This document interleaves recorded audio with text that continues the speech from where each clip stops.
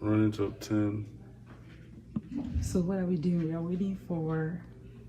We're waiting to get inside there. So we have Professor Zalenda Just speaking making a speech. They said everybody...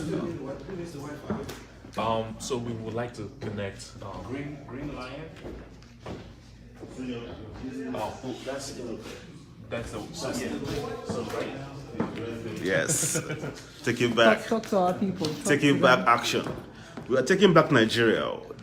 If you don't believe it, you better start believing now. We are taking back Nigeria for sure. Yes. You know, we respect Buhari, he's a good guy. But it's time for him to retire. So we're going to give him a befitting retirement. And not only Buhari, because there's other ones, you know. And Atiku, we have to persecute Atiku. For sure. We have to persecute him. You know, so get your PVC. You know, we're working hard here in diaspora to raise funds to send back home. You know, so that you guys can buy posters and all that. But with all that said, get your PVC, believe in AAC. This is going to happen. Thank you. Take it back. Take it back. 27 people. But some people are supposed to be, you know, expecting more headcounts. Maybe the snow is just an obstacle, probably. It's snowing here today, yeah. Yeah, so They're like Sowore, any tiny snow. I'm walking around everywhere with snow. it's actually a blessing because, you know, it hasn't snowed in a long time. Wow. It hasn't snowed in a long time, and here it is. So White Christmas. Everybody thinks we're gonna have white Christmas. White Christmas. So, but I wish we don't. Come on. That's my honest opinion. I wish we don't. I want this. It looks like this winter is going to be one of those. We'll have less snow, but more cold. Yeah. If it's like 30 degrees in Texas, you know we are all in trouble. Are you serious? Yes. How are you? How are you? Very good. Oh, yes. Nice to meet you. Nice to meet you. Thank you so much. Thanks for coming. No problem. And I came in from Nigeria yesterday. Wow. I had to be here today. So here we'll do some It's speech, been a lot of But travel, but downstairs it's is been fun. good. fundraising. Yeah. So Thank you. We're looking forward to speech. Yeah, Get a yeah, chance to yeah. get questions. I'm looking forward to it too. I think I have the idea. I have the. So you want to talk to our people? Thank you for what you do. And, Yeah, it's good to You want to talk to our stay people? motivated and Thank you. Come on. It's only fun. I think it's making communication. Okay. So, but no, I just wanted to all right. Thank you so much. had a chance to listen to what you have to say, so it makes a lot of sense. Thank you. Thank you. Mrs. Kalejai, right? I was like, she doesn't. How are you? I just had a very good guess. Thank you. How are you doing? Very good. That's Very good. good. Prettiest Finally, woman in this- the room. Nice to meet you. DL, all right? Yes. Yes. Oh, you are talking Yes. about. We'll bring it home. Oh man, it's been a lot of work. Mr. John, To do London last week. well, let me do it. Clement, what are you wearing? Anything I want to wear. Thank you. I'll keep my present. I'll be the SSS or the Secret Services. Yeah.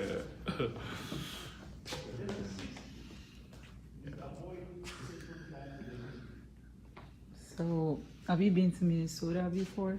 Yes, I have. When? I thought this was where we passed when we were going to Edmonton. Yeah. St. Paul? No, Are you sure? this was a I always transit go point. through here. Yeah. It's always cold. But there was a time I came here years ago. I was giving a talk in a place called Marshall. Marshall, okay. Yes, Yeah. I Yeah. drove 3 hours. Yeah, it is. Oh my goodness. It was the first time I found out that America is not one single country. No. Because what they were saying on the radio shows, Yeah. It's different. it was really from whack. Yeah, yeah. Usually, and this goes across every state, city, major city. So the inner cities, is what the media always likes to show. So, but once you go beyond the inner city, There's something else. it is just like my first time ever going beyond the inner city, going down the country. I was like, my goodness, this looks like You my have- village. Yes, actually. How are you, man? How are you? See you. We are praying for you. Thank you. Thank you. Get there. Thank you, man. In Jesus' name. All right, thank You are you. welcome, but you are late. We was my people. Because you have been here since They 5 something. It helps me to ransom. They kidnapped me. And The organizers. yeah. I guess we're waiting for more participants. That's what caused it. No problem. Man. Good to see you. Thank you. Thank you. Mommy, you want to say something to our viewers? Hey, Nigeria, it's about time to take it back. That's right. And by God's grace, we take our country back Yes. from the analog People. Yes. and God will help us. Amen. So we are not alone. God Everybody. has sanctioned it. Yes. And it shall be so in Jesus' name. All right. Okay. I'm going to put my prayer request here. Oh, put it back. It has been sanctioned. Put it, yeah, take it back. We are taking our country back. Take it back. It's well. Thank you, man. Oh yeah. My brother. The content he was drafting is for downstairs. That's what, so. Stop calling me a young lady. AAC, take it back, action. Yes, cities they're just facing each other. Okay. It was divided by rivers. Yeah, do you mean yeah. 5 So minutes? if you go to places like the northern side of St. Paul, go to one of those towers, Yes. you can literally see the two cities looking at each other. have to So that's why they call it twin cities. Yeah, Hey, we showed up. they're just 15 minutes away from each other. Yes, ma'am. That's interesting. Yeah. So yeah, like I was saying, once you go beyond that inner city, Oh, yeah. which is where you have all the down, the skyscraper building. Once you go beyond that and the suburbs, The moment you go beyond the concrete jungle. right, the rest is just farms and country. I rented a car, drove to Manchester for 2 Hold on. hours. Fumilayo Akintoye, Minneapolis. Where are you guys? We're right here. We're right here by Lake Street in Minneapolis. You know, the best place to be at this time because I think she's asking for address. What's the address? the address is 810 810 West 31st Street. It has a name, Regent. Is that what? Regent Assembly. Assembly. Yeah. The church. Oh, I thought it was like an interview. Regent Assembly. Regent's Assembly. West 31st Street, 31st Minneapolis. Street, yes. Minneapolis. Yes, Minneapolis. I think Zip code, please. zip code would be, give me a moment. I don't have that offhand. I'll just get you that real quick. What's it called? Regents Assembly. This place there's a lot of APC supporters. You In Minneapolis. Exactly. You know, especially those redeem guys. Alright. They so support because of Okay, Because they are So part of usually the when you Layers map it- Brigade. no, because of Usually when you map it, it will automatically append the zip code to the address. So, They will, if you just have the address, they will find the zip. yeah, it will find the zip Shouldn't code. be difficult. We are not going to be able to develop Nigeria if there's no support. Sometimes I feel concerned. I feel ambivalent because I'm here for a very long time and I wish I can make some changes, go there and make some contribution. So, to conclude, I'll just say that sacrifice is very, very important. If we're not willing to make sacrifice, nobody's going to change Nigeria for us. Believe me, nobody's going to change that. Movement such as the one that is taking place here, we can do something. If we can come together and forget about our differences, let's forget we recognize our differences, but find common ground. I would be terribly bad if I have. Well, let's give Professor Zamanga another round of applause. Thank you so much, Professor, for your wisdom and understanding. May God continue to strengthen you. You are a blessing to us. You are a blessing to Nigeria. Amen. The next item on the agenda is to bring in our convener. Omoyele Sowore is here with us tonight. And and I want to give a brief introduction of Omoyele Sowore. Omoyele is a Nigerian human rights activist and pro-democracy campaigner, founder of Sahara Reporters. You know, we're all familiar with Sahara Reporters.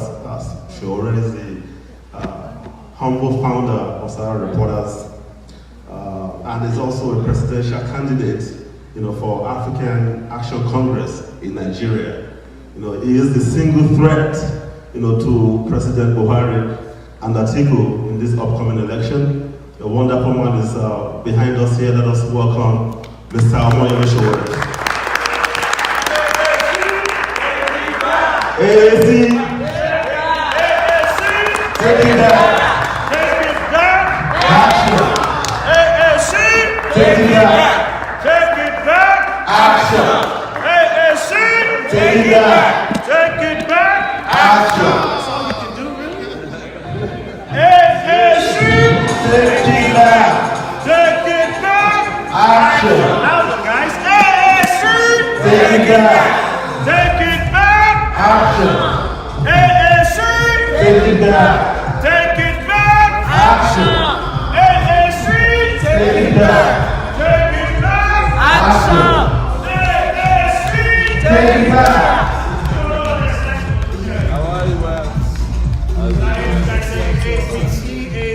No, it's AAC. Who knows what that stands for? Thank you. Oh, what a wise woman. Thank you. African Action Congress. We got the Iron Lady in the house. African Action Congress. I would like to go deeper, but I won't. Some people were asking questions like, what does African Action has to do with Nigeria? Because they didn't think that the man had a death thought to him. But he did. I don't know the full story, but I've heard it many times, so I'm not going to tell the story. I'm going to let the convener tell the story. But I just want to do him due justice, if I may. May I? May I? First of all, good evening, everybody. I'm going to keep it short because we want to get right to the point. Thank you for coming. Your time is precious. We don't take it for granted. I surely hope we don't, because if you're here, it means you're conscious and you have faith. And faith, the Hebrew 11:11 says, is a substance of things hoped for, evidence of things Not seen. yet to be seen. I truly believe that. And I don't want to be dramatic, but allow me to tell you that there's history in the making. It's not. And if you don't believe it, I believe it because you're here. And you know what else I believe in? I believe in a man of integrity.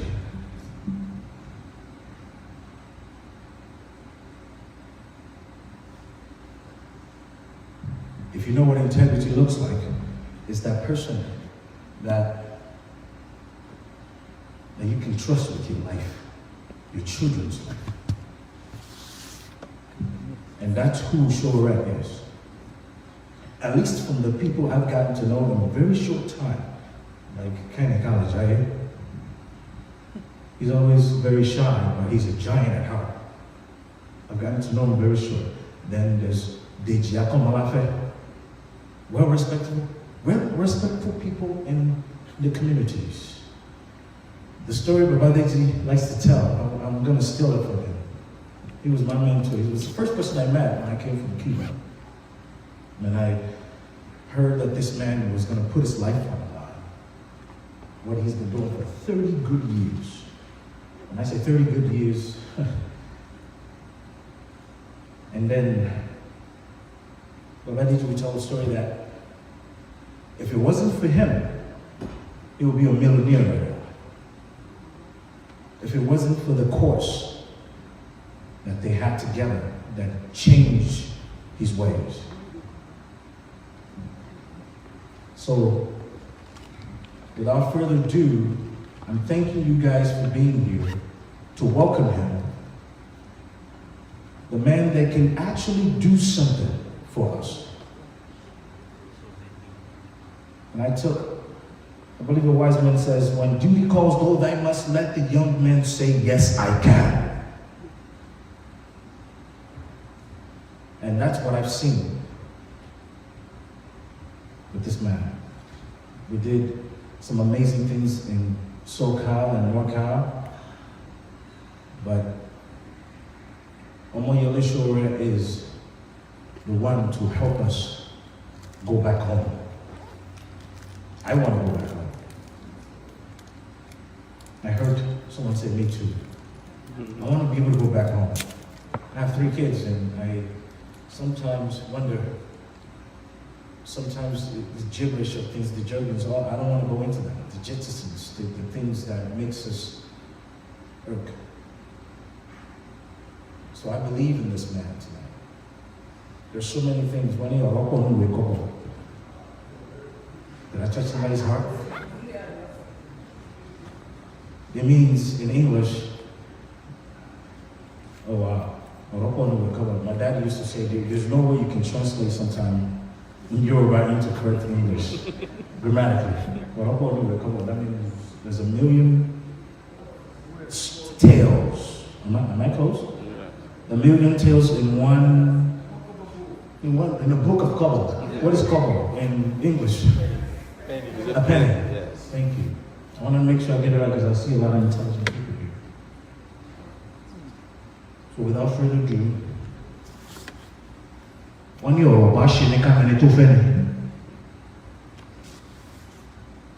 when I think about that, the only thing I remember is that there's something wrong with us. But Sowore would say, whatever is wrong with us, it's about to be right with us.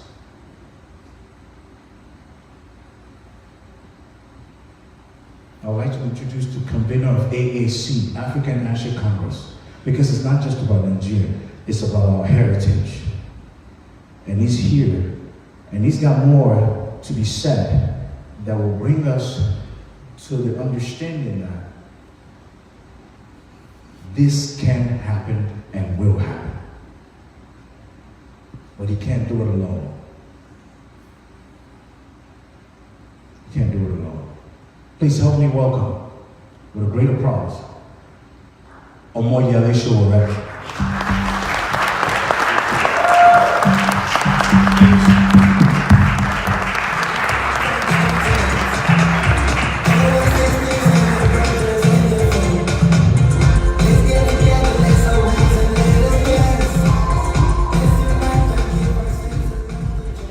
Thank you so much, Clement, and good evening to everyone here present. Let me apologize for coming late. It had nothing to do with me, it had something to do with the organizers who kidnapped me, kept me somewhere, because I have no sense of time right now. Last weekend we were in the United Kingdom, and I had to fly to Nigeria, and flew from Nigeria to the US yesterday morning. And by today, I'm here with you in Minneapolis for one reason and one reason only, so that Nigeria can get it right. It's the most important year in our life will be next year, the life of Nigeria. That's 2019. It's important because it will be 20 years since the advent of the current democratic experiment in Nigeria. It was in 1999 that Nigeria returned to democratic rule, what is known as the Fourth Republic. Since then, we've had several presidents democratically elected, or sometimes selected, depending on which cycle of the election you are looking at. And we've had the same old people, same set of people, same set of families run Nigeria the way they like. And as a result, a lot of our people have been left behind. And those who are not left behind, left Nigeria behind. And the ones that left Nigeria behind are some of you that are sitting right here with us today. But the interesting thing about Nigeria is that you can leave Nigeria behind, but Nigeria will never leave you alone. Wherever you run, Nigeria will find you. This is my experience traveling around the world, spreading the message of the recovery of Nigeria from those who have taken Nigeria by the jugular. And this message, by the way, has taken me to some of the most unlikely places in the world, and most unlikely places even within Nigeria. I mean, if a presidential aspiration or candidacy takes you to Australia, then you know that we are serious. I've been recently to 4 cities in Australia: Brisbane, Melbourne, Sydney, and Perth, to talk to Nigerians who left Nigeria behind, but who are finding it very hard to let Nigeria go, or those who Nigeria have refused to let go. I'm saying this, these words are repeating themselves, so letting Nigeria, leaving Nigeria behind, and Nigeria not letting you go. Because you know that there's no how far, or how wide, or how you hide. Somehow, the problems that you left behind must find you in the diaspora. And like most of you, I have spent some 19 years here in the United States of America as well. And I'll tell you that even though it is nice out here, sometimes you can describe it as beautiful, there's just nothing like home. I have been going back to Nigeria frequently in the last 3 or 4 years, and landing in Nigeria, even when you are approaching the airport, can be very depressing, I'll tell you. When you see the brown roofs, when you see unplanned, swathe of land, you see a whole city underneath the plane that is not planned. There are no roads, no sewage, and when you land, you know the story too. But there's just something different about being home, that is welcoming. And that makes you feel good, even though it doesn't last for too long. But it's a different place. And what am I reminded of Nigeria today? 2-3 days ago, there's no way I could be putting on this jacket. No way. Well, there are people wearing them, actually, a lot of very fashionable people in Nigeria.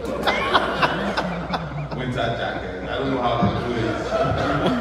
But I see people in Lagos who are like wearing leather jackets, and I'm like, I really respect them. I have a lot of respect for people who are walking around in Lagos with leather jackets at 22 degrees centigrade. That's like 80-something degrees Fahrenheit. But that's Nigeria for you. It's a paradox of the country. And that's what makes Nigeria an interesting place. That you find most unlikely things with unlikely people. But if I ask most of you here, you would love to have a country you can go back to. Is that correct? It's my conclusion after spending 19 years is that there's a place for being a traveler. There's a place for even abandoning your citizenship. There's a place for seeing the farthest part of the world. There's a place for having fun, living in the nicest place, driving the nicest cars. but there's also a place called home. And it doesn't matter where else you might be, home is just the best. You know, there's something in those days we used to have a literature book that has these words that say east or west. Home is the best. So that is what has been driving the messaging that you have heard from me in the last few months. And for those of you who have been following my travels, my speeches, my engagements and interactions with Nigerians all over the world. And it has nothing to do with Nigerians abroad alone. It has nothing to do, it has something to do with Nigerians inside of Nigeria. I have mentioned before, I have been to over 30 states out of the 36 states in Nigeria. Yes.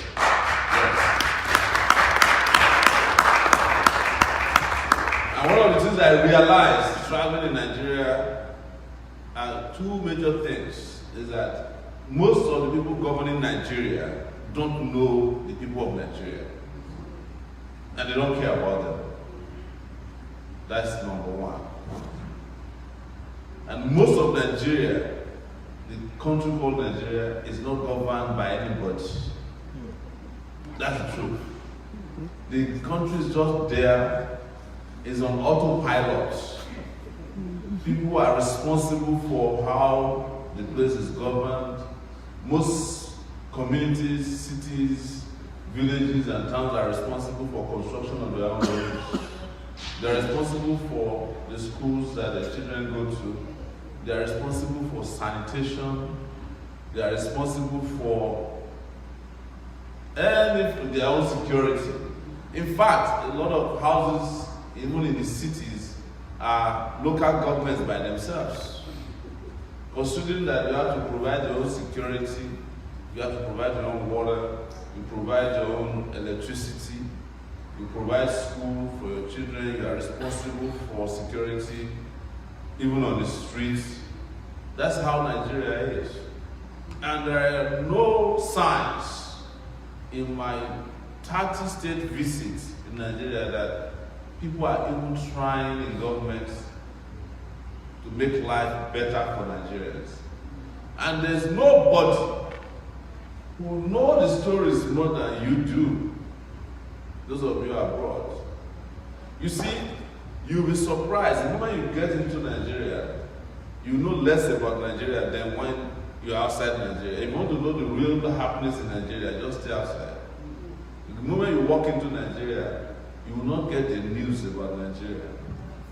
Because Nigerians are deaf. They are too deaf to what is happening around. You know, the situation of Nigeria has destroyed the eardrums of Nigerians. Or a lot of people have become even unconcerned because there's no tragedy of any type that you can tell Nigerians that has not happened to them before. People are walking around dead people or stepping over them. It's not new. People are walking around buildings collapsing around them. It's nothing new. People are going to schools without teachers. They still go there.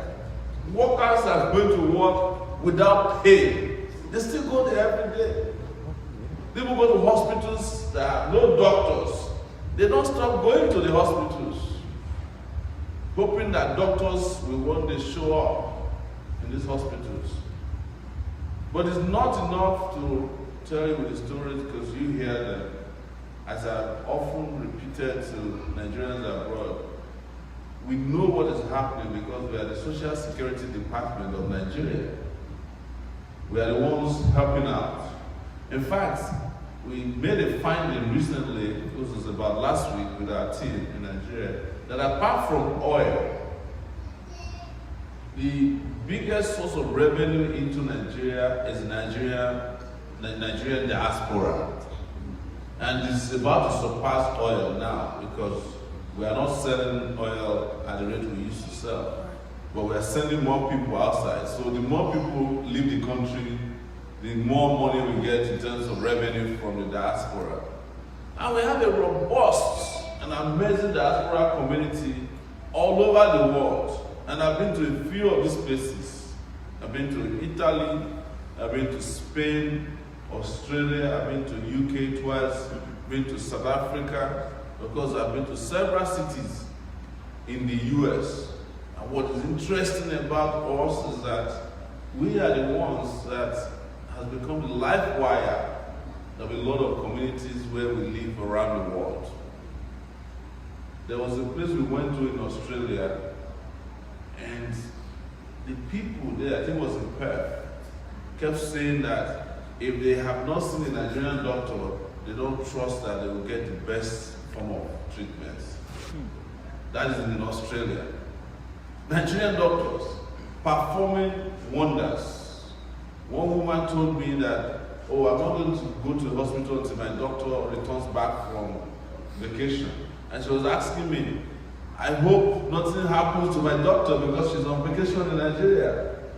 I said, nothing will happen to your doctor. I said, because I heard a lot of kidnapping. There's a lot of, all the bad stories they hear about Nigeria.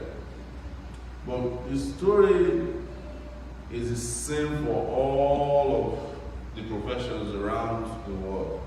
Wherever Nigerians are, they're doing very well. Forget about the terrible stories you hear about credit card scams. People who are doing credit card scams are small compared to Nigerians who are performing wonders, all over the world.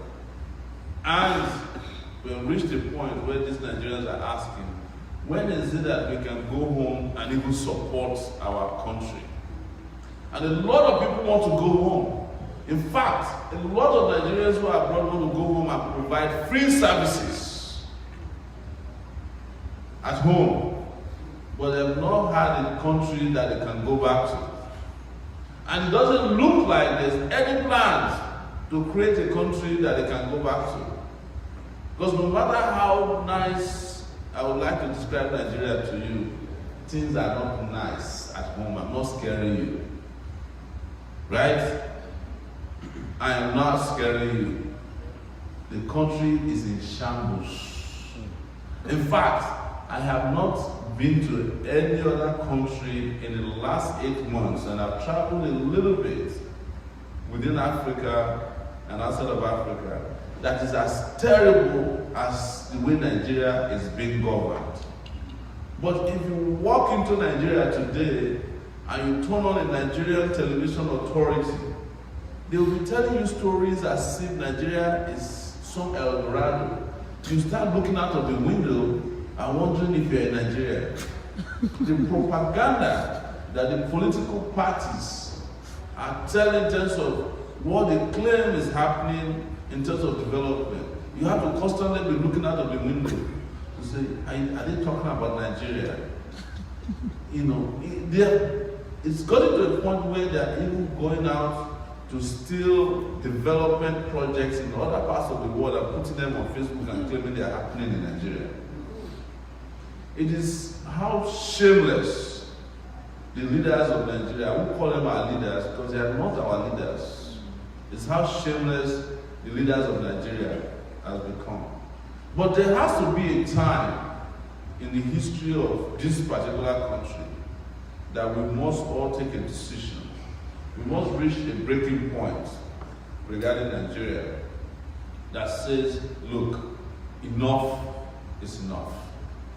That we cannot continue to walk like an elephant, but eat like an ant. That is where we are right now, ladies and gentlemen, brothers and sisters, and our family out here in the diaspora. We need to join hands together to take our country, Nigeria, back. Take it back! Action! And there is no better time. In fact, we have no time on our hands, because you probably have heard some people saying repeatedly, as if they are programmed to accept defeat, that we need more time. They are saying in their own mind that, well, let's these failing leaders, let them spend another 4 years. It's not yet our time. then go and wait till 2023. That's what people said to us. And we're saying that if we're talking about the development of Nigeria, we should have done what we are doing now yesterday. In fact, the idea is belated. The idea of taking back Nigeria is late by almost 20 years because of the work that needs to be done and done immediately to put Nigeria on the path of progress, which is not going to happen with the current set of leaders who are there only to take care of their own personal interests. I am not going to lie to you that I have anger towards them, because sometimes people say, well, maybe my tone is a little bit aggressive. And I'm saying to them that if you are in Nigeria, if you see Nigeria, the condition in which it is now, I don't know how many of you have been home in recent times, and that you are not angry, then something is wrong with you. Because everything about Nigeria as it is today should elicit anger from anybody that is referred to as a Nigerian. It doesn't even matter whether you are a Nigerian or not. Everybody should be angry for and on behalf of Nigerians. And a lot of people are not only angry, they are disappointed in Nigeria and Nigerians because of the condition of Nigeria today. It is the reason we organized ourselves about 8 months ago to start a movement known as the Take It Back movement, which I convened. Before then, I used to be the publisher of Sahara Reporters, which is a newspaper based online that I operated from New York City in the last 12 years. And that newspaper has done a lot of expose, discussing on a daily basis, exposing on a daily basis, breaking news out of Nigeria. And I've done it so well that it has become a force to reckon with in the newspaper world or in the news world.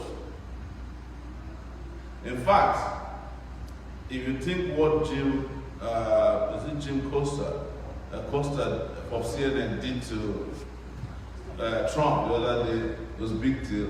Those are things that I have done before, years ago. When ministers used to come to New York, I would go and hijack the microphone from them and shame them, but these guys have no shame. So I decided that we must take it to the next level. And that was why we started mobilizing Nigerians all over and created the first major global movement that grew up rapidly of Nigerians within Nigeria and outside of Nigeria, Nigerians everywhere, to take Nigeria back. And about 2.5 months ago, we registered a political party known as the African Action Congress. And that party had a convention recently in Lagos that was massive. Over 3,000 people attended the convention, mostly young people. And I became a candidate of the party to run as the president of the Federal Republic next year, February, in the election. And the good news to all of us, or for all of us, is that this party has become widely accepted in Nigeria. Very, very popular across Nigeria, popular outside of Nigeria. And for the first time in Nigeria, it's a party that has spent the least money but that had the most impact. We have not been able to successfully raise up to $100,000 on GoFundMe, where we raise funds online through crowdfunding.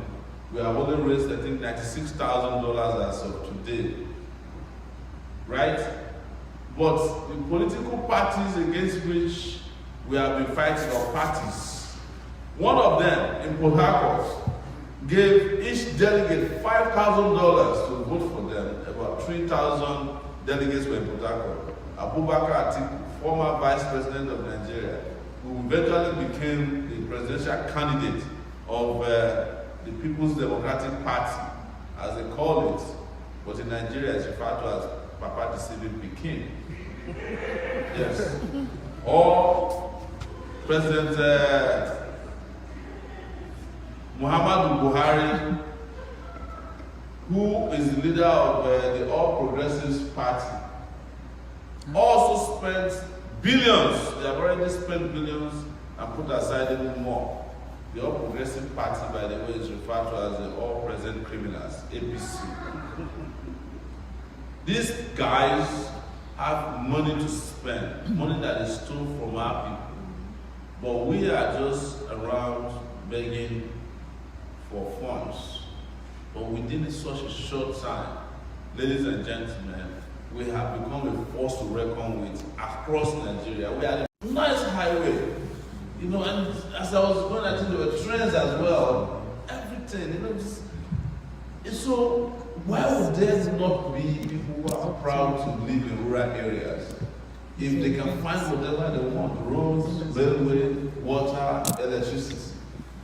You know, it was the first time, even though I've been living in America, that I knew that there are two Americas. The rural, very progressive, the progressive inner cities, and very, very conservative. Because what they were saying on radio on my way to, I almost turned back. You know, they didn't live in the America that I was coming from. You know, they had different ideas about America. They were talking about, you know, they were really, really conservative people. I don't know how people manage here in Minnesota, especially anything outside of the three cities. Those guys are crazy. What they were saying on the radio, I was like, I kept looking around and it was like, I hope these guys don't come and eat me raw. You know, because they didn't even hide the fact that they were racists on radio. Anyways, but that's America for you. But Nigeria needs to get to that place where you think about it. We need to fight corruption. We need an economy that works for the people of Nigeria. And people have been shouting that, you know, we need to restructure Nigeria. It is true. But the restructuring of Nigeria that is going to be anchored by an article, you know the outcome. His first promise, not first, but the most you know, prominent statement he has made since he started his presidential aspiration or candidacy was today. He said, I'm going to sell 90% of NNPC. You know, that is what the Yoruba people call Omakotileta. That is, this guy meant business. And if he's selling NNPC, he's selling it to Atiku. That's all. That was what they did under Obasanjo. They sold a lot of things too. Everything they could sell, they sold. But look at the way Nigeria is today. They sold the Nigerian Airways. They sold the Nigerian shipping line. They sold roads to themselves. They sold bridges to themselves. They sold schools to themselves. They did so well that while public education was being destroyed, Atiku was able to build for himself a university, and the school fees of that university cannot be afforded by an average Nigerian. That university is in Yola, in Anawa, where that was the place where I did my NYSC. The same thing with Obasanjo. So, but trust me, our people with the poverty mentality are embracing the auctioning of their future that is about to happen by calling themselves articulated. But Atiku is not the only problem. Even the Baba himself, the lifeless one, is also going to destroy Nigeria. The man has no plan for Nigeria, and they are not pretending about it. It's the most tribalistic, the most nepotistic president ever that we've ever had. Today I was reading on my way here. He has made a series of appointments again. He can't find anybody but his son-in-law. Last week, it was his brother-in-law. The week before, it was his daughter. Most of his ministers are related to him. They don't care about it. They don't care about the diversity of Nigeria. But that's not even my issue. If a president comes to Nigeria and he can find everybody in his house who can make Nigeria work, so be it. I'm not hung up on the federal character and all of the things they designed. It hasn't helped Nigeria. But when you have an incompetent president putting more incompetent members of his family to run the country is about to go down. But we also have plans to provide health care to our Nigerian people, provide education to Nigerian people, agriculture. Like I said, think about it. If you are in Minnesota, you could also have herdsmen killing farmers. But the reason why it won't happen is because you have ranches. The moment you step outside of here, all the way into middle Minnesota, in fact, middle America as they call it, you find ranches left, right, and center. Do you know that from those ranches, they make fertilizers out of the dung of the cows? They even generate electricity, biogas from it. It is what the way the world is. But Nigeria, the life of a cow is more important than the life of a Nigerian person because of the lifeless man, Buhari. So Nigeria must not be doomed to just this two-way backwards. We must embrace a future that will make all of you be hungry and thirsty to return back home. Because let me tell you, as beautiful as it is here, we also must start thinking progressively about the future. It might get to a point, the way America is going, that even if you're a US citizen, they might cancel your citizenship and there's nothing anybody can do about it.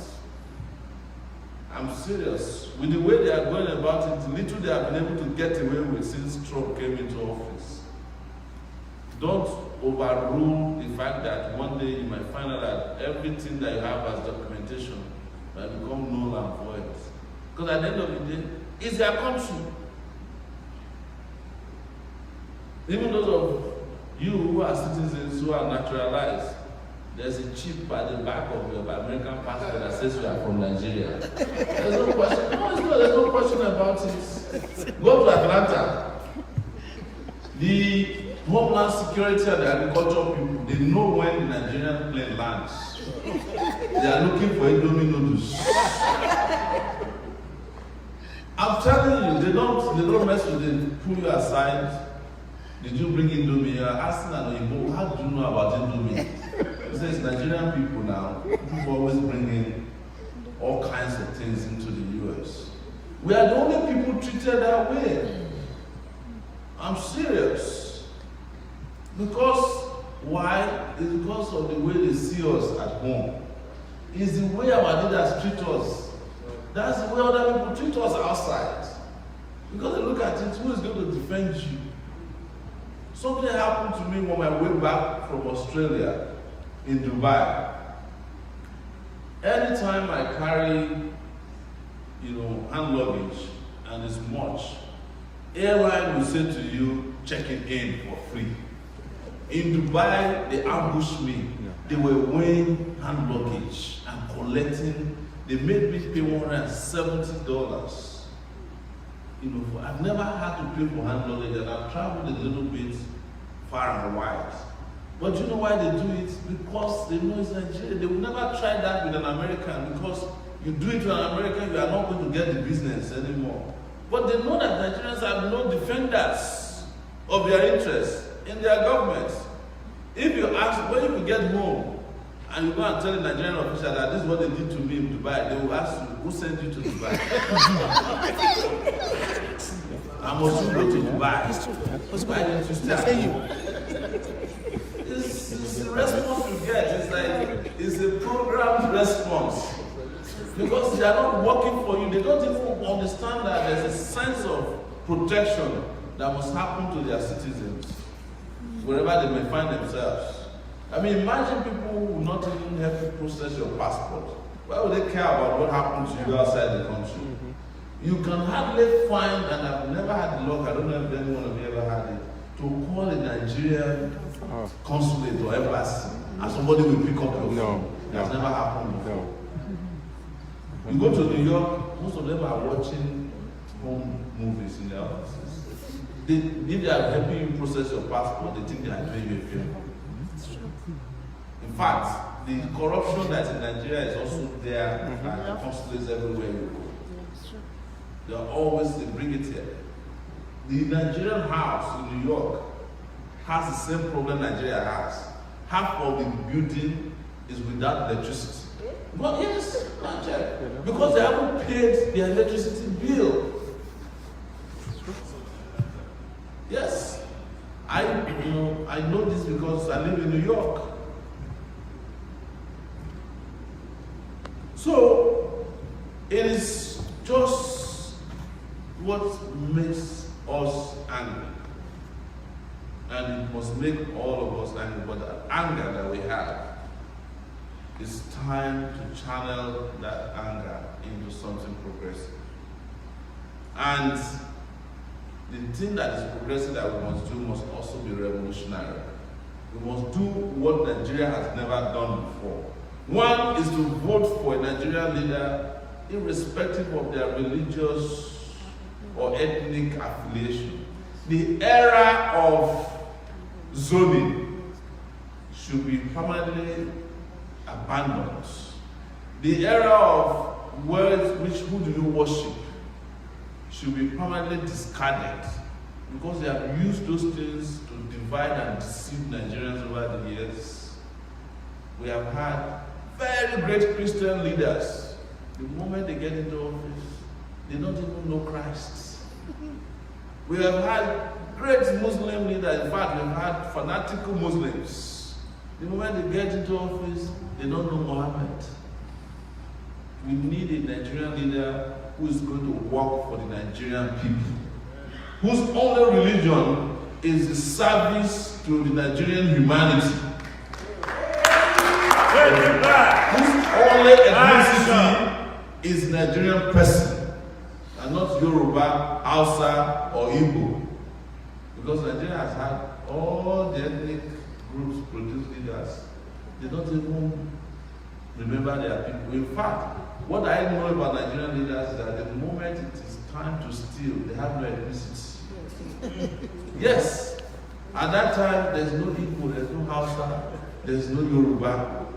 They speak English, which is the language of corruption in the country. And at that time, they have no problem with arithmetic or mathematics to share the money. Even the ones that can't find certificates suddenly will be able to bring out calculators and calculate what is due to them. If it's remaining 1 naira, they'll come back and say, this thing is not complete. That's the kind of leaders that we have. So our program or project, our manifesto is in 10 places, and the acronym is SPICER HEAT, which I've tried to describe to you, which is number 1, security, power, electricity, infrastructure, anti-corruption, which is the C, economy, restructuring of Nigeria, health, education, agriculture, and tourism. Those 10 things working together in the way we have broken it down in our program of action. If you see our manifesto, you'll be surprised. But what is very clear is that even what we are proposing is small compared to what we can do within a short time. Would it not surprise you that in a country known as Morocco, yesterday just launched a fast-moving train? Yes, the fastest on the continent of Africa. Morocco, of all countries, launched with France. The president of France came there, and they are launching the fastest train. I think it's going to be 327 kilometers per hour, which means that if you are taking that train from Lagos to Abuja, you can get to Abuja in 2 hours by train.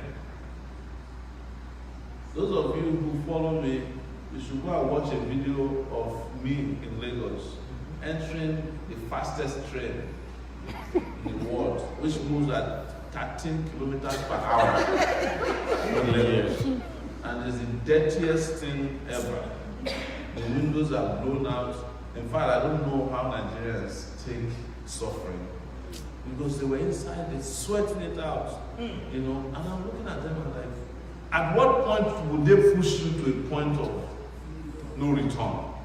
Well, how far can the leaders push you before you react? Because even if pigs are kept in those coaches that I entered, the pigs will react. Or the animal rights people will take the government to court and say, we can't afford for you to be transporting pigs like this. Pigs must have dignity too. But Nigerians are there. They're just very happy. They were asking me, just tell when you come to office, just make sure that it's more frequent. Every 13, I said, no. We are not using this one when we come to office. We are shutting down the railway system with this. We are not using it. They have sworn in and retiring every railway coach that I saw that day. We are not making this frequent. It's what it is. So I just have to let you know that a brand new Nigeria is possible. And that we are desirous of making it happen. All we need from you is your support. And your support can come in various ways. But I'm going to surprise you. The way I need your support is not the way you think we want it. Some of you think it's about funding alone. No. I want you to use your economic power to talk to your people at home, to change their ways and change their voting pattern. They should stop voting for fools. They should stop voting for idiots. They should stop voting for criminals. They should stop voting for armed robbers. They should stop voting for bigots in the country and vote for people who can fix the country. So that you also here can rest. So that your life will no longer be about Western Union or what remits or Pink Express or money remittance only. In Australia, after we finished talking, the people who are living in Australia said they have told their families, if you don't vote for the right person, I'm not sending money to you anymore. Yes, people are going to sit up. It might sound like, just try it, call them and say, if you vote for Buhari or Atiku, I'm not sending money to you. They'll say, you are not sending money, who do you want us to vote for? Tell us. You are not punishing them, you are just asking them to do the right thing. Because the people who are defending these criminals the most, they don't get anything from them. The most they get from them is the 5,000 naira during election day. And after that 5,000 naira, you will never hear from people in government again because the 5,000 naira you collected is the money for your road, your school, your hospital paid to you at once. If you divide 5,000 naira by 4 years, how much do people get per day? 2 naira. It's not up to that. 4 years, 5,000 naira. I don't think so. You know, even if it is 2 naira, even if it is 5,000 naira per day, is that worth it? So our people also have to be told the hard truth. And the good news is that it's working. When they were doing the registration of voters, we encourage people to tell people at home that as a condition for sending money, send me your PVC. A lot of people send their family members send their PVC. So somehow that will work. But the next one is, as a condition for sending more money, vote for the right person. And if they do, you will discover that you will not need to be sending money as frequently as you send money now. Right? Maybe we'll get to a point that people in Nigeria can be sending money to America. So we have tried. Let's change even the cost of remittance for the first time. And it's possible because Nigeria is a blessed country with over 34 mineral resources spread around the entire country. With oil, with people, 200 million people, very resourceful people, very innovative people, very aggressive people, very productive people, but we just have a single problem: leadership. And all we are asking for is for that leadership to change, and change forever, starting from next year. February 16, 2019 is the date of the presidential election. AAC! Take it back! And we are presenting the most formidable candidates in that election, in the form of the person standing in front of you today. AAC! Take it back! We are hoping that when next we appear here in front of you, it will be as the President of the Federal Republic of Nigeria.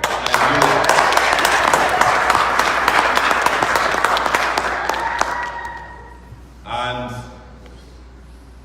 you will be proud that you're part of history, because history is about to be made.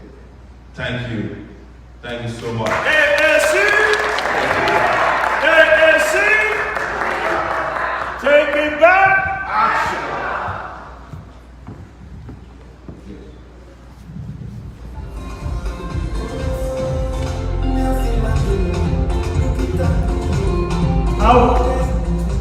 Thank you, thank you. We're gonna have party later.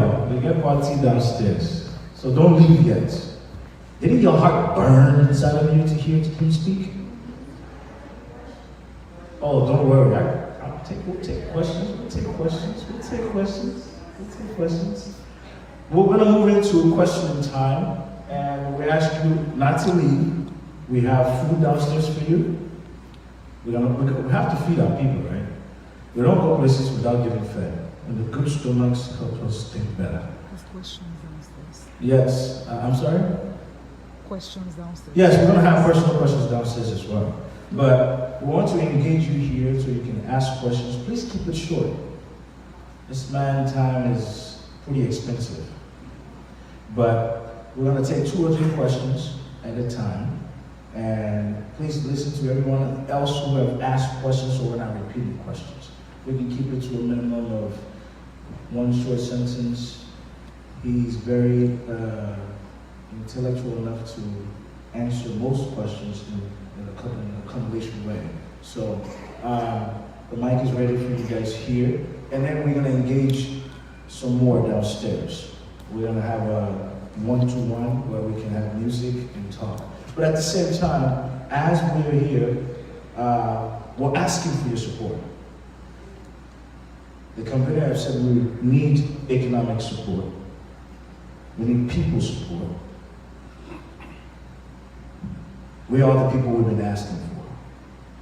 So, in any way, anytime you're ready, we know how to help you feel the energy of your contribution. So, we'll take a question, but at the same time, if you feel the energy and the love to want to give something, say, I have $1 million for you.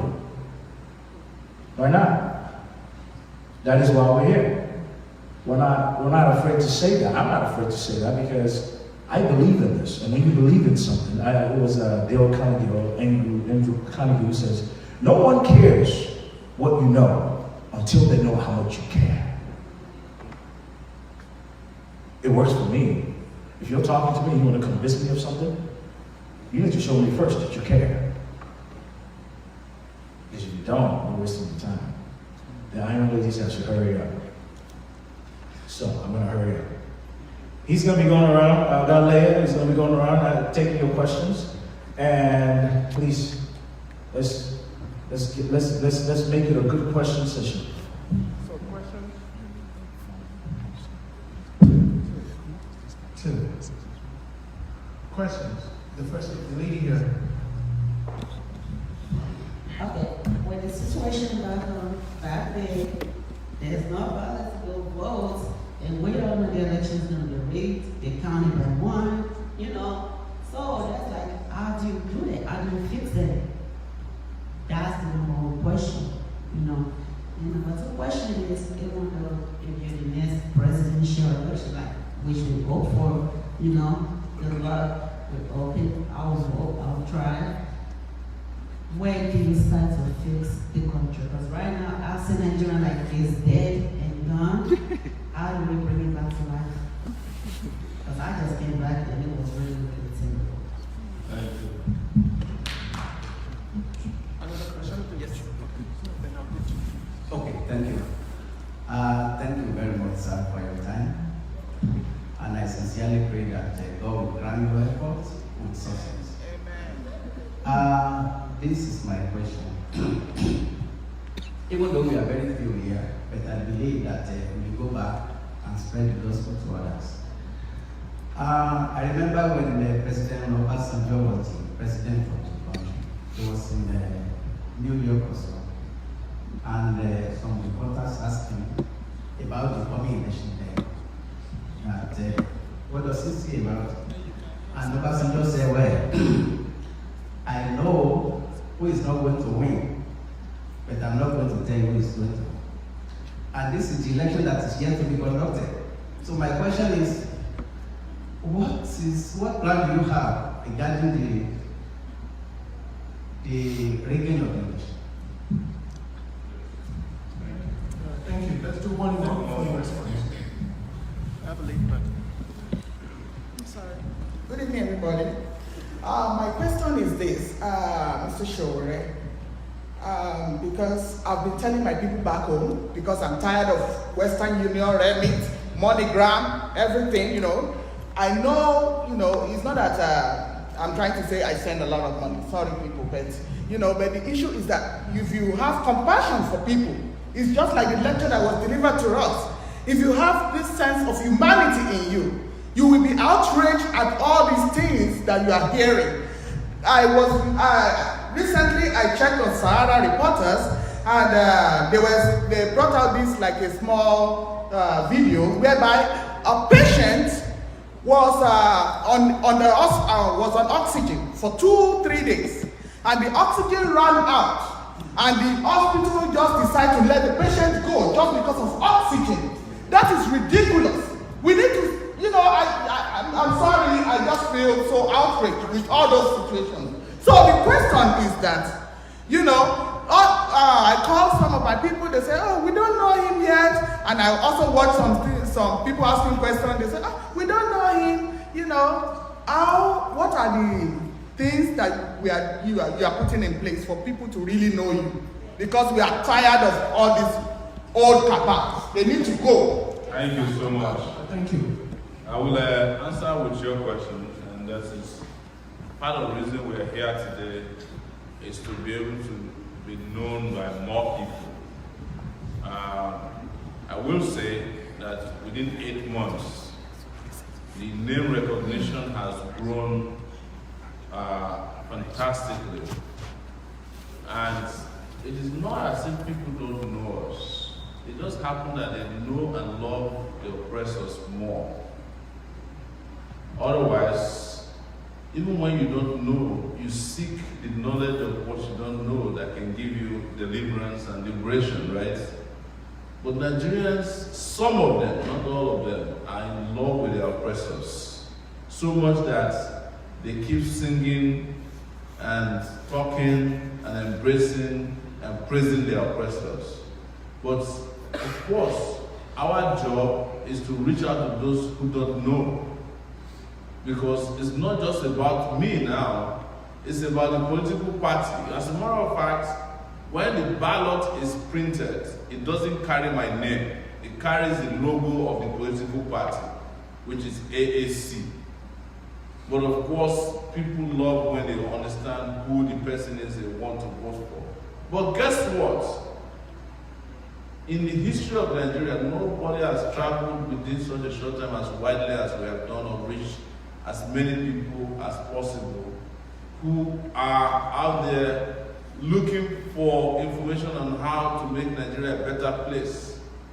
But we are here to seek your help and support so that we can reach out to more people through radio jingles, through banners, posters, and all those traditional ways to reach people who are not educated. For those who are mostly educated, they know already.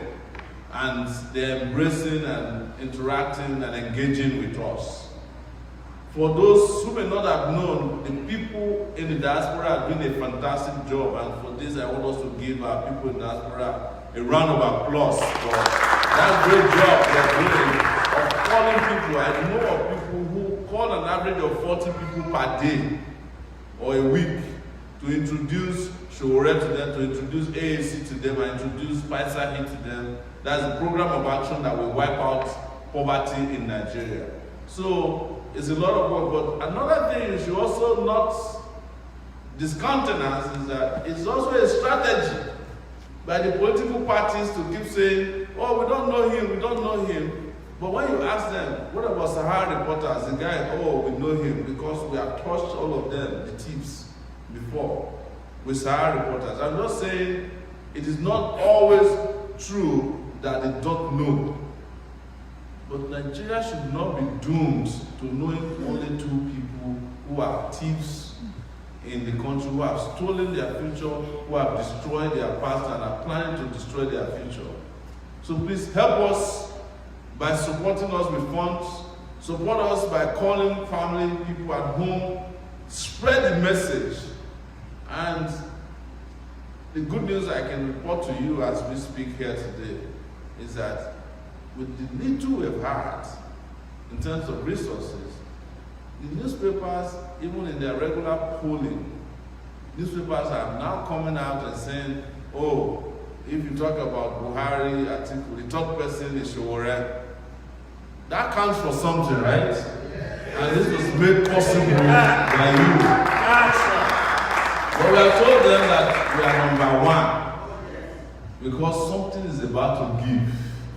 And that which we give, we let everybody know that person who is going to bring about the development that they have been looking for.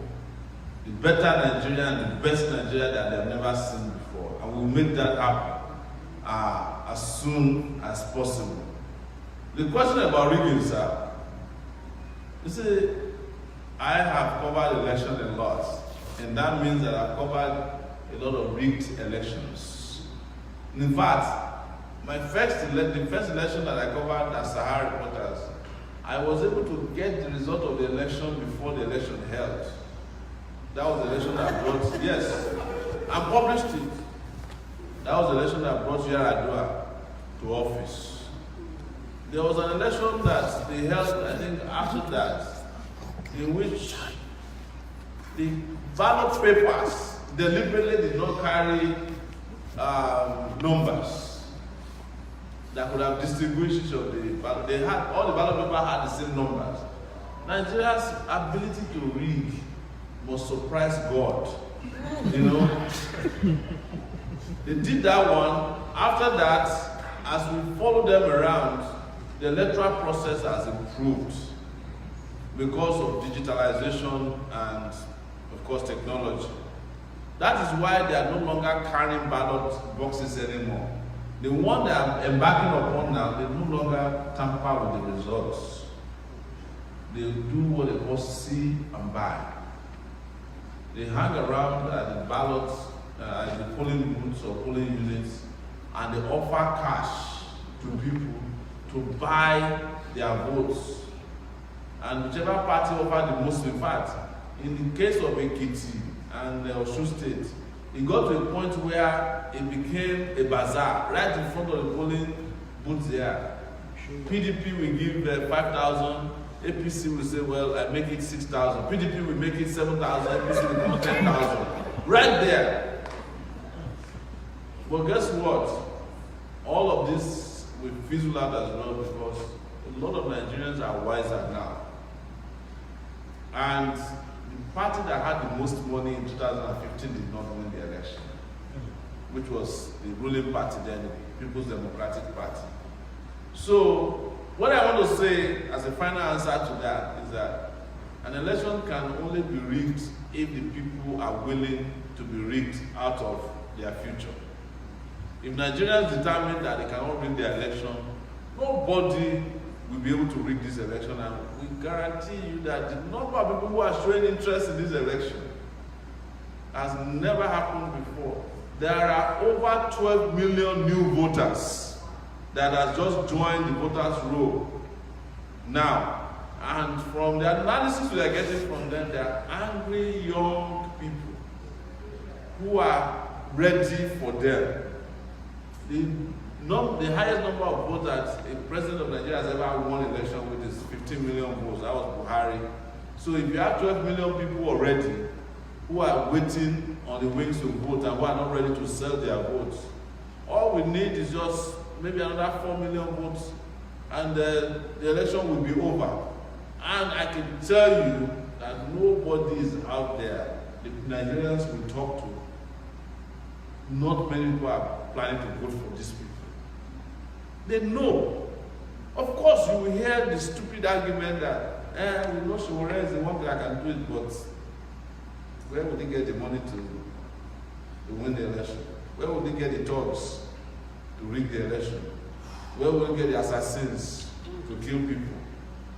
Stupid arguments like that. But in the middle of it, there's a lot of political consciousness as well.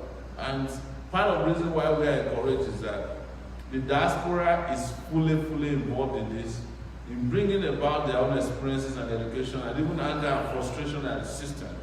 And that will count for something in this election. You know, there's a lot more that we're planning that it won't make sense to be revealing them here because our enemies are not resting as well. As we are talking to you here, they are watching us all over the world. They are watching in Nigeria. What has Sowore said again today? In fact, it used to be that if I said something, they will go and do it. But now, I'm saying so many things, they can't catch up. So we just keep some of our strategies to ourselves. And my sister, welcome back from home. I hope you brought in noodles as well. I understand how you feel. You're right. Nigeria is dead. But what is still living in Nigeria is Nigerian spirit. In fact, what is keeping Nigeria alive are people like you and me who have not given up on Nigeria. You know, sometimes they will tell you that, oh, America, US, and Britain is giving Nigeria foreign aid.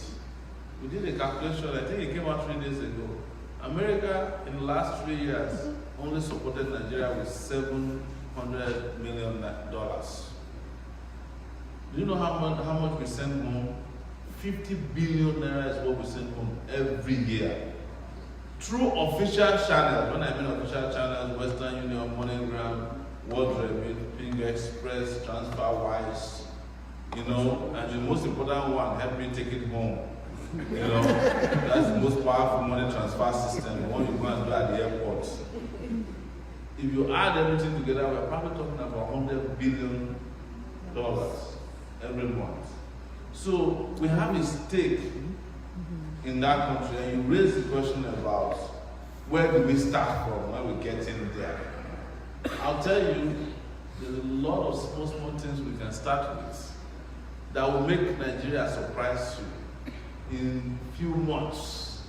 I will, for the sake of those of you who come from abroad, I will start with putting bulbs at the airport. And that cannot be too expensive to do. We will add toilets that works at the airport. We will remove the customs that ask you for a bribe at the airport. We will paint the walls at the airport, right? We will light the runway at the airport. That's for those of you who are outside, right? Those are simple things. Or finishing the highway between Lagos and Ibadan, right? Which has been under construction for 20 years, right? Bringing solar energy to improve on our electricity. Recruiting doctors to man our hospitals, right? Paying workers minimum wage that we can afford, right? And sending our children to school. There are 13 million kids that are out of school. If we spend 100,000 naira each to get them back to school, you will be surprised at how great our education system will start to be. Or, for God's sake, for God's sakes, put roof on those primary schools that only have 6 blocks. The roofs cannot be too expensive. The question I ask myself when I visit some rich people's homes in Nigeria is, how is it that they have money to get all the marble from Italy and you cannot build a primary school with 6 blocks? A governor will have a mansion that can build 500 schools. A governor, just one governor. There's a governor in Nigeria that was seen the other day collecting dollars on video. 5 million. If you spend $5 million to build schools in Kano, probably there won't be a Majiris. Gandola. Again, yes, that's Gandola, that Ganduche, they call it Gandola. You understand? $5 million can do fantastic for schools or even hospitals. But these guys are not interested. They're not.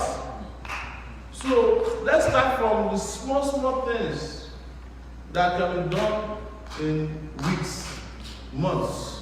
You know, let's grow those crops that can be harvested in 6 months so that we can have food security.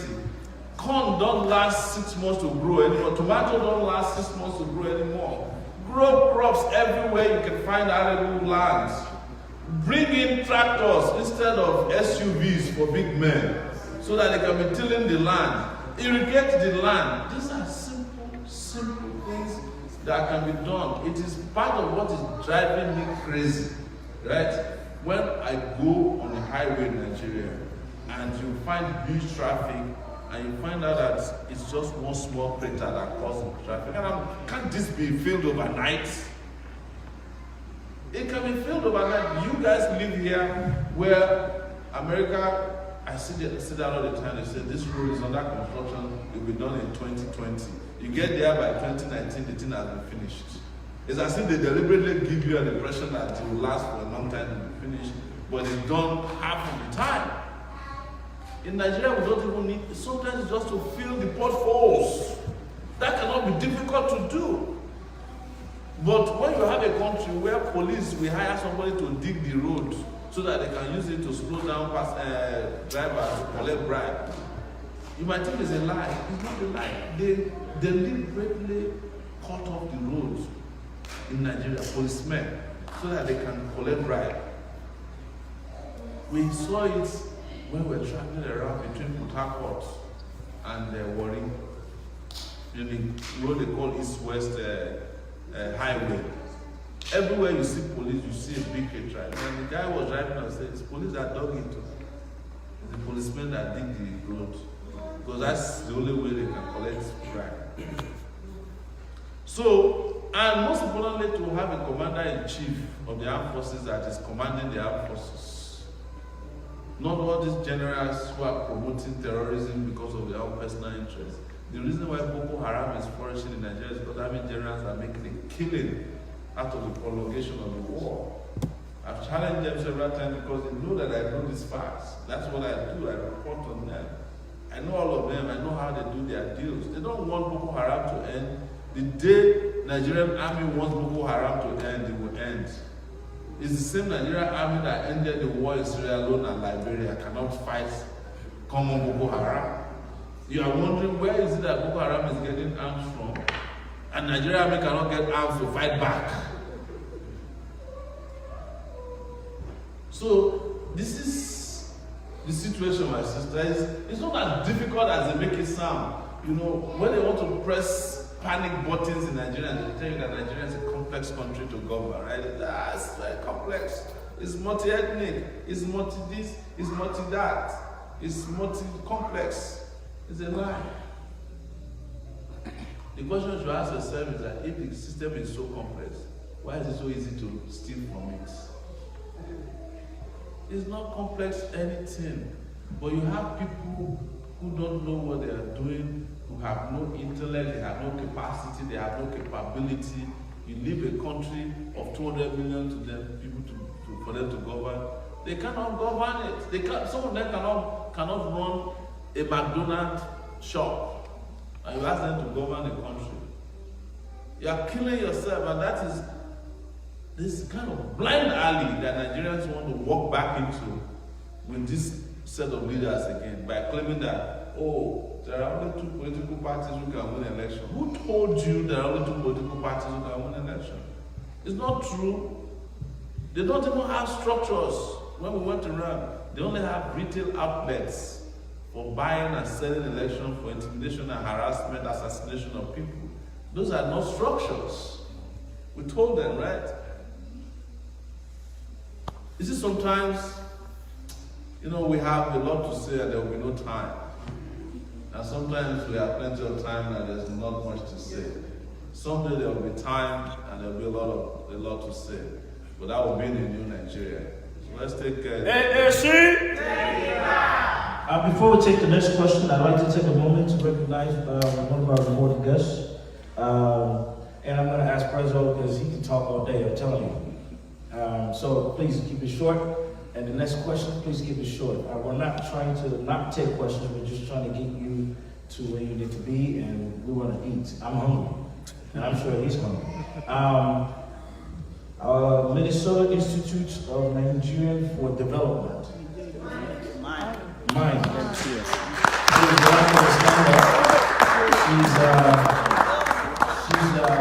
making waves in the city. Wow. But thank you. Great leader.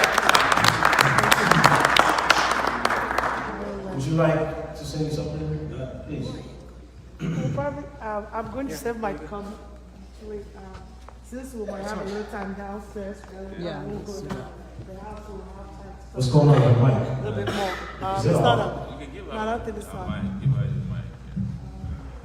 Sure, I'll take that. Thank All right. All right, go ahead. All right,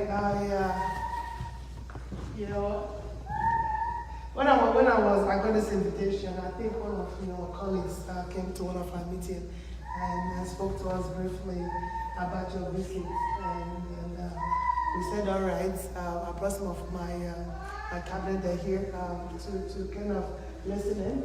As an organization that represents all Nigeria, one thing that you said that caught my attention was that we're at an era where we can no longer talk about ethnic group. Mine perhaps is actually an organization that is not political, it's not religious. We thrive on believing that we represent all Nigerians in Minnesota. And just listening to you tonight, it sort of gives some of us a hope, a beacon of light, if you will, to begin to look at Nigeria, especially Nigerians in diaspora. Like you rightly said, yes, we're here, but home is home. That's right. We do look to what's happening, and what we encourage our people to do here is to perhaps, if we're able to gather ourselves here, we might just begin to, even if it's the slightest a change or impact back there. So that's really why we're here tonight. I'm hoping at some point we'll have time to talk to you a little bit more and let us, also people that are in this room, to know who we are. Because if you're in this room today, that says to me that most of you reside here in the state of Minnesota. All right, so if you're interested in what Mr. Sowore is saying, then that says to me, why you're not in mine? Because if you're trying to affect change in Nigeria, perhaps we should gather ourselves here first. That's right. So that's really what I want to say right now. So before we take the next set of questions, I'm going to read a quick snippet for you real quick. Again, like we've all said at the beginning of this program, that we need your help. So a quick snippet on GoFundMe says, I'm sure he talked about it as well. It says, Nigerian people, our goal is to raise $2 million via a clean, transparent, and open manner in order to advance our movement and fund our elections to this upcoming presidency, right? Without interference of godfathers and godmothers, which of course we know that that's what's going on in Nigeria. You have a godmother, they will fund you, and they expect a favor at the end of the day, or whenever you take office.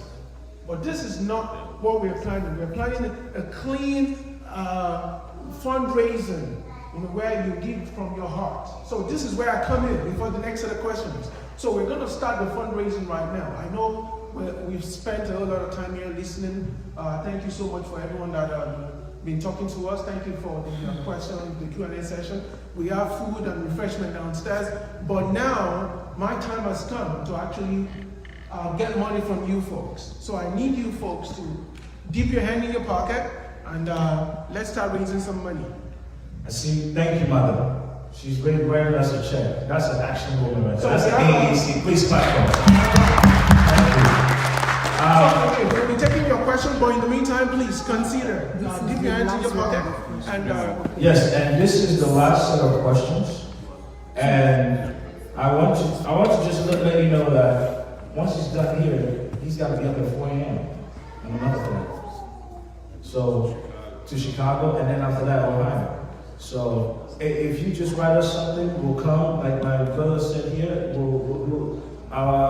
we have credit cards as well. We're ready for you. You can swipe credit cards, you can write us a check, you can give us $20, $100,000. Nothing is too small. Although we don't want deals, but we want money that folds. Next question, 2 questions, please, and then we're going to engage downstairs. So the next set of questions, I think I have the next gentleman here. Thank you.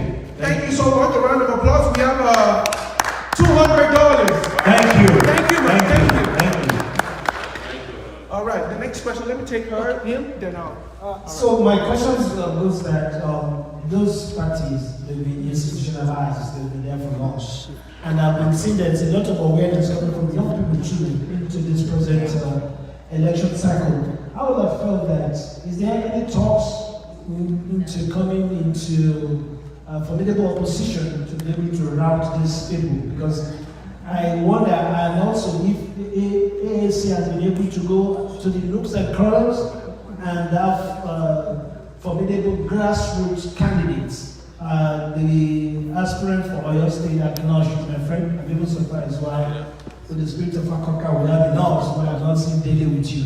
But my point is this: how much of a synergy are you coming together within the young people coming together and having a formidable opposition? And how much of candidates have they been able to put down to the grassroots? Because if you have somebody who is in the suburb of you and is a strong youth leader in that area, there will be of great support to your candidates nationally. And also, have we been able to set candidates in all these areas? The 597 local governments that can have a strong impact, because it's not going to be easy for you going down with what you've been doing. You've been in only 30 states out of the 30 states. Maybe it's only in the state capitals, there's still a lot of suburbs that you need to reach. So I'm asking, what are we doing in that regard? Thank you. All right, thank you so much. We have a question here. My name is Fatima, and I'm also in line, as our president said. When we're giving a list of things, I'm really surprised that you didn't mention the possibility of those of us in diaspora to be able to vote when we get there. And then another thing is that what other resources are you using? Because usually with campaigns and other, I'll say, political parties, I believe that the country affords some level of protection for the candidates, as well as part of some resources for them to be able to run a very viable campaign. Yes. Okay, good question. Can we take more questions? Sorry. That lady at the back. The lady at the back. Just before the next, if you're writing a check, please make it out to take it back, please. Also, this is the last question. We need to move on. Okay. And we just need to focus on, we want to recognize people. We want to recognize Mrs. Fundola Falade. She gave us $200. Please give her a big round of applause. That's a wonderful thing. To go further on that, we also have a website you can go to. It's the GoFundMe website. It's gofundme.com /Sowore 2019. And that's spelled GOFUNDME. Okay. GO, that's GoFundMe. period, .com, / Sowore, sorry, my accent. That's SOWORE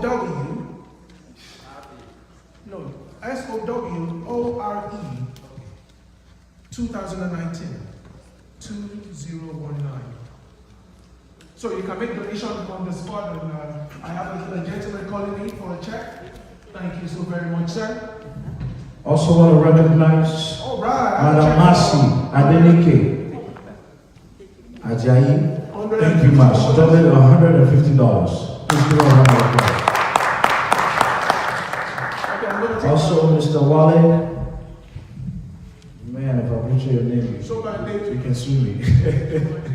Shobate, thank you so much. $150. Please know that we are going downstairs. We can have a one-on-one time as well, in as much as we need to get out of here tomorrow morning. So we still have time, but we know that some people want to be early, but we have dinner downstairs. So please, don't leave yet. Okay? We have our one-on-one. We still have Q&A downstairs. And don't forget that there's credit card swipe. We take credit card. We take money order. We take Western Union. I'm just kidding. Like, we have a swipe here, and you can do it online. Technology has given us the ability to have ways to do that. Alright. I have two questions. I'll make it quick. So come May 2019, you win. You're the new president of Nigeria. Can you kind of tell us how much change do you think you can accomplish within the first, 100 days, and then the next 4 years that you have in turn? Second question, and I'm just playing devil's advocate here because I love the momentum that you're gaining and the energy is electrifying that's, your supporters, and I'm one of them, by the way. What if you don't win? What next? Do you have a plan? Because I wouldn't want you to lose that, momentum, that fire, that energy. That's a good question. What is your plan? Yeah. Should you not win? And I'm going to give it to the last question. Okay. Good evening, Mr. Sowore. So, quick question. When I left the country, it was $1 to 100 naira. Today, I think it's $1 to about 350 naira. Left like 50 years ago. Primary reason for that being that we consume externally more than we produce internally, and no civilized economy can survive like that. Now, I know you've got a very spicy plan, but could you give us a more specific point of action plan on how you plan to restore the manufacturing and the agricultural sector in the country? Thank you. So let me start with your questions, answer your questions. And you're right. We cannot sustain Nigeria the way it is now. And I've said that it's either Nigeria produces more to sustain its population or perish. But the starting point for us to go back to producing, not necessarily manufacturing, but I'll use the word producing because when we talk about manufacturing these days, it's something that is even archaic, when you talk about the way technology has taken nations. It's electricity. Electricity is the first step for me, for Nigeria to get back to the ability to produce anything, even for the agricultural sector that you're talking about. Without electricity, you can't preserve crops that are harvested, because Nigeria loses almost 80% of its agricultural products to post-harvest loss alone. Because we have no way of preserving things that we grow. Apart from the fact that it's difficult to move them from the farms to the market because there are no roads, you have no ability to preserve things that you produce, just like you do here. I mean, if you get out of here at 12 midnight and you want to get something fresh from the supermarket, you get. Why? Because somehow the thing has been preserved to get to you. The vehicles that are bringing them have ability to preserve They have ability to keep them fresh wherever you want it, and you can get whatever you want because things can move from place to place within a very short time. The other part of it is to deliberately also invest in productivity in the country. For example, today, it's easier for people to get dollars, right? Change the dollars in what they call round tripping, make their money. Instead, if you give allocation of forex to people who are manufacturers, they sell it right there, make their profits and turnover, right there. Because the country is not interested in production. That is why Nigeria, when I say we are not interested because we are not investing in anything that can make us productive. That is why Nigeria is mostly talking about foreign reserve, right? And what is foreign reserve, as I've described it several times, is the credit card for the rich, or the credit for the rich. In the sense that when you are importing goods and services into the country, you have to maintain a certain level of reserve outside so that you can pay for what you are importing, so that to guarantee those imports. And it's rich people that import most of the things that are imported into Nigeria. So until we start producing locally, you're right, we are not going to be able to create an economy that will employ people, that will be able to sustain the population, an agricultural system or productivity level that can guarantee food security in Nigeria. We don't have all of that now. You won't be surprised that we are still importing toothpicks in 2018 is part of the things that are imported. In fact, it was I think it was 3 years ago when there was a shortage of forex that they banned the importation of toothpicks into Nigeria. I mean, how can it be difficult to make toothpicks in Nigeria? You see what I'm talking about. So until there's also a structured way of looking at all these things, you have government investing directly and regulating and monitoring what we take into the country versus what we can produce inside the country. We are not making any progress. As to your question regarding 100 days, with due respect, I don't believe in allocating days to governors.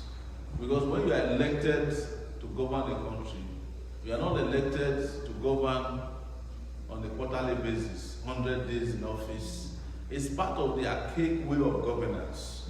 Why don't you start the first day you start?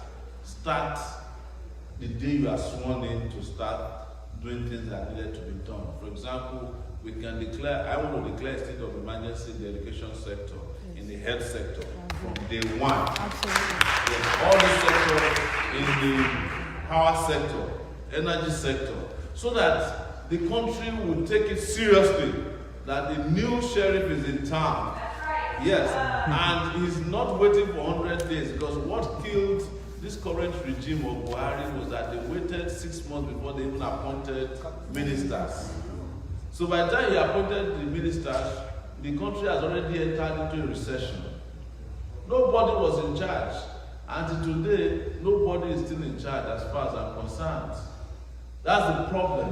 When you have a president that don't have a human resources mentality to appoint people who are capable. I have a brother in the house there, Mark Wachuku, that will talk about e-procurement all the time. You know, in Nigeria, the biggest source of corruption is still handwriting contracts or handwritten contracts. Whereas a lot of these things would have been done technologically. I ask myself all the time, why do universities in Nigeria need a contractor to buy them laptops?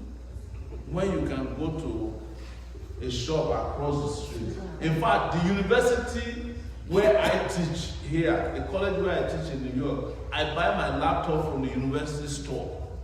The university should be selling laptops. Everybody who wants a genuine, original laptop should go to the University of Lagos to buy it. Not the University of Lagos asking contractors to go to Ikeja, computer village, to buy a computer for the university. So there's a lot of things wrong with our leaders. And it's the same thing for a lot of things. As the president of Nigeria, why would I need to give out contracts to buy things that I can buy on Amazon? With due respect, there's nothing to be ashamed of it. If you, the more quantity you order, the cheaper it is for you. But in Nigeria, you still go to the contractor, and then the contractor will go to another contractor, and then the other contractor will go to another contractor. First, the thing doesn't get supplied on time. Secondly, the prices of these goods are or hyperinflated. And then finally, they don't even supply them on time. And when they do supply, there's something they call supply and remove. As the thing is being supplied, it is also being taken out. So the system is in a horrible shape because of corruption, greed. You know, as I've said repeatedly, Nigeria has spent too much money, too much time, too much resources on the greedy and has forgotten its needy people. And it is time that we change all of that. So the last question was, did I answer your second question? I'm talking about the lady friend that supported. The question about the reason I don't want to ask is I can't even imagine us not winning. That's the truth. I want to say, but I will answer that question. I will answer that question. I understand what you're asking. You know, like what's our plan B, right? Yes. Yeah. And plan B is this. Plan B is to continue to maintain a revolutionary movement. Because trust me, there are two things that needed to happen in Nigeria, as far as I'm concerned this time around. A revolution or an election. And whichever one happens first. If the election doesn't satisfy the revolutionary test of our people, then the revolution will follow the election. Because Nigeria has reached a point where something has to give in Nigeria. And I'm saying this, and it's not a threat, that if the election doesn't satisfy the revolutionary need of our people, a revolution will be the next natural occurrence that will happen in Nigeria. Nigeria cannot escape a revolution if the election doesn't provide a revolutionary solution to the myriads of problems in Nigeria, because 200 people are not going to keep waiting in bondage forever. People must break free. You guys have been monitoring what is happening in Ethiopia, right? Who ever thought that the nation of Ethiopia could become a nation where some revolutionary reforms taking place? They're arresting generals, they're arresting former security leaders in the country who were above the law. The same thing will happen in Nigeria. And they cannot escape this. They cannot escape what is about to hit them in Nigeria. Like I said, it's not a threat. It's a promise that must come to pass in Nigeria.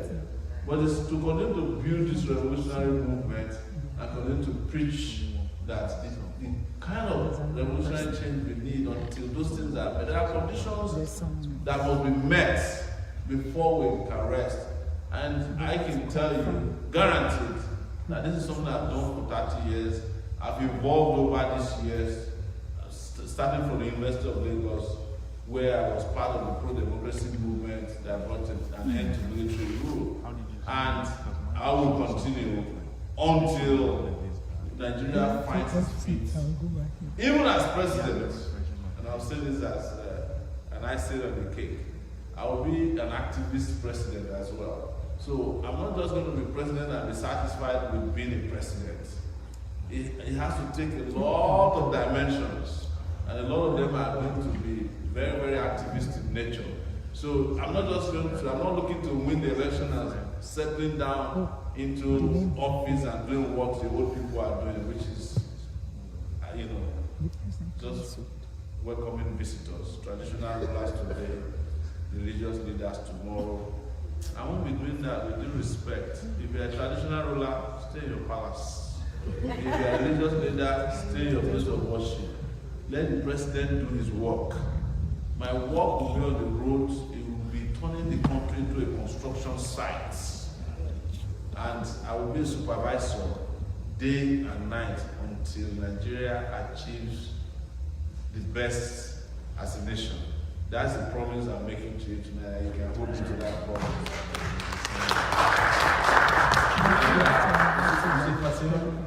Thank you for your question. You were asking about resources that are available in terms of protection for candidates. Is that correct? Did I hear you right? Yes. As a candidate, we're entitled to protection. And actually, we had applied, but nobody has given us protection. But if you ask me if I'm crazy about protection, security protection, I'll say no. Sometimes it's better to be protected by armed robbers than for police to be protecting you. I'm telling you, it might sound funny to you, but we had a particularly terrible experience in Lagos when we went to campaign in Surulere area of Lagos, and we were held up by area boys.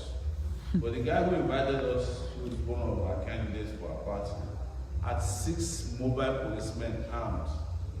Do you know that when the area boys took over, the policemen were acting as intermediaries? So somehow, find them something now. Why did we bring you here? We have to find them something. So everybody there said, instead of bringing police, you should have seen the area boys in advance. It would have been better for you. Did you know that when we left the place, they said it was the policemen that told the area boys to hold us? Yes. They eventually held the guy to answer to the point that he gave them some money. They asked me for money. I told them, look, I'm not the one who stole money from Nigeria. I don't have time to give you.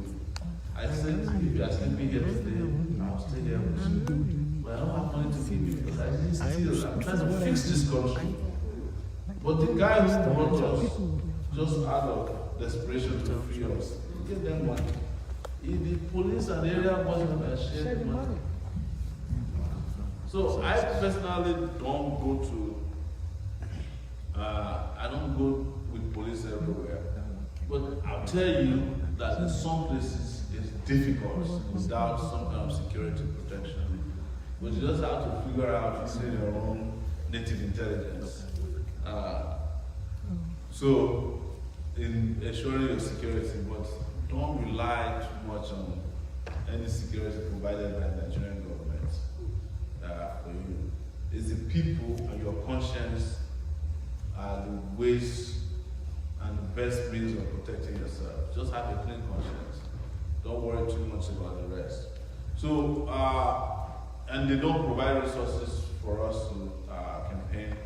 I think, you know, the people who have access to the state treasury are the 2 major parties, because the People's Democratic Party have governors who steal money and pass on to them.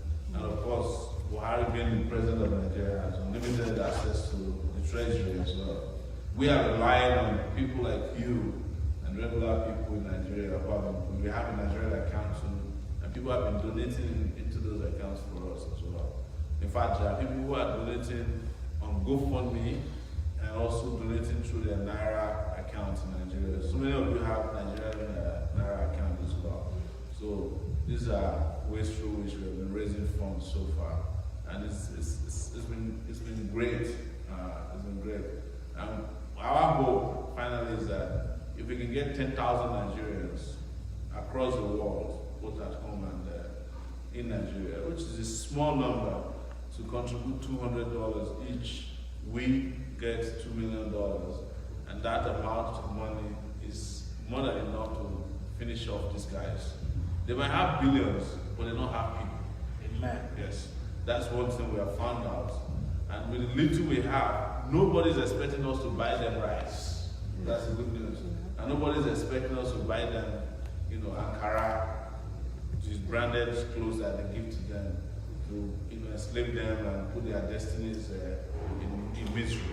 So people just expect us to implement our policies and programs that will put Nigeria as part of progress, prosperity, and peace. Once again, thank you. I've been told that we have more time. We will have more time downstairs, and thank you for